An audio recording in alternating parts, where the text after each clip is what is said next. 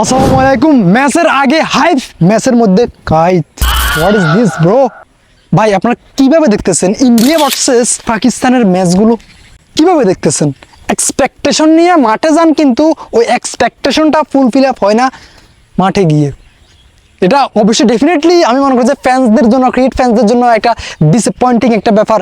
যখন আপনি অনেক হাইপ নিয়ে ভাই অনেক টাকা দিয়ে টিকিট কিনে মাঠে যাবেন, বাট ওই যে একঘেয়ে খেলাটা হয়ে যাবে, বা একজনের খেলাটা তাদের দিকে নিয়ে আসবে এবং তাদের পারফরমেন্সটা থাকবে দুর্দান্ত, আরেকজনের পারফরমেন্স ওইরকমভাবে হবে না, বা 19-20 হয় না।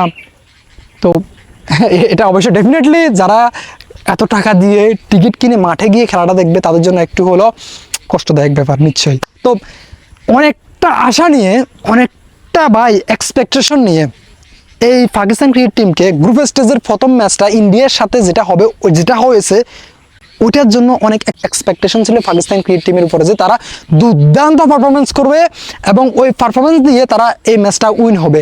কেন নয়? আপনি দেখেন গ্রুপ স্টেজের ম্যাচে যেভাবে আপনার সাথে পারফরমেন্স করে তারা জিতলো, এবং পারফরমেন্স করার পরে এটা পর্যন্ত হয় নাই, এটা হয় নাই।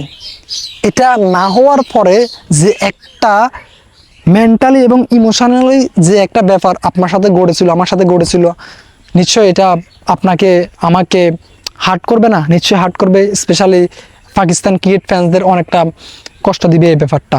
এবং আমি ওইটা থেকে আমার এক্সপেকটেশনটা ছিল যে অনেক হাই, যে তারা দুর্দান্ত কামব্যাক করবে, তাদের জিততে কাজে লাগিয়ে এই ম্যাচটা তারা উইন হবে।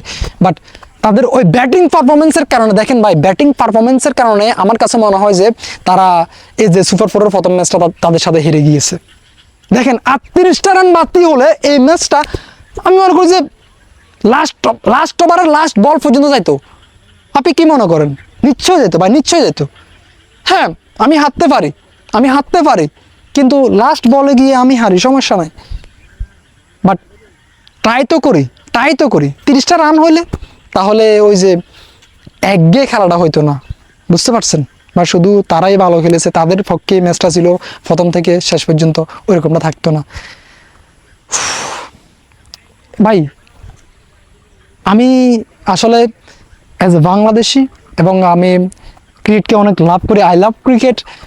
বাট ওই ক্রিকেটীয় পার্সপেক্টিভ থেকে, ক্রিকেটীয় পয়েন্ট অফ ভিউ থেকে আমি এই যে মনে করেন যে এই যে ঘটনাটা হইতেছে বা হয়েছে প্রথম ম্যাচে, এই জিনিসটা হয় নাই, এটার জন্য আমার কাছে একটু খারাপ লেগেছে। হ্যাঁ, আমার সাথে ওর ভালো না থাকতে পারে, বাট কাজের ক্ষেত্রে বা ক্রিকেটের মধ্যে যে ক্রিকেটটা এতটা সুন্দর, আমরা যে ক্রিকেটকে এতটা বেশি ভালোবাসি শুধুমাত্র সৌন্দর্যের কারণে, যেখানে কোনো ভেদাভেদ নেই, ওইখানে জিনিসটা আনলে একটু হলো আমার কাছে মনে হয় যে কষ্টদায়ক ব্যাপারে, যে ক্রিকেট লাভার হিসেবে। বুঝতে পারছেন? আমরা ক্রিকেটকে সাপোর্ট করি, ভালোবাসি একটা কারণে, ক্রিকেটের সৌন্দর্যের কারণে। বুঝতে পারছেন? এটাই। তো এই ম্যাচে ভাই যদি কিছু কথা বলি, দেখেন এই ম্যাচে আপনি কি মনে করেন আমি বুঝতেছি না, আমি জানি না, বাট এই ম্যাচে অভিষেক শর্মা এবং শুভমান গিলের যে ইম্প্যাক্টটা ছিল ভাই, এটা দুর্দান্ত ছিল। কেন নয়? আপনি দেখেন Abhishek Sharma at this moment one of the best batsman, I think so, পুরো ওয়ার্ল্ডের মধ্যে।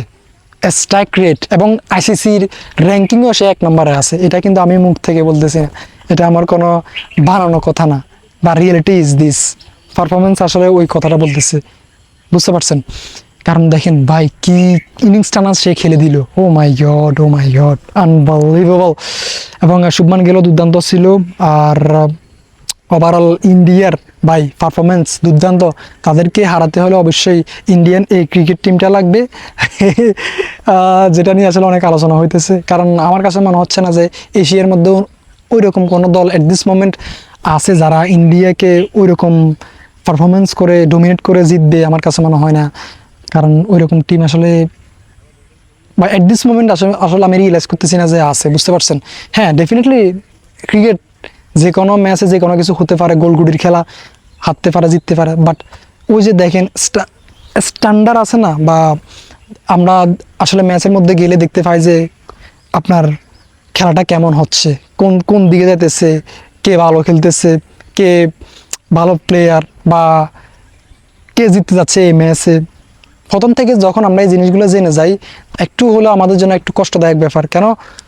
কারণ আমরা চাই না আসলে একটা টিম পুরা মোমেন্টটা ধরে নিক।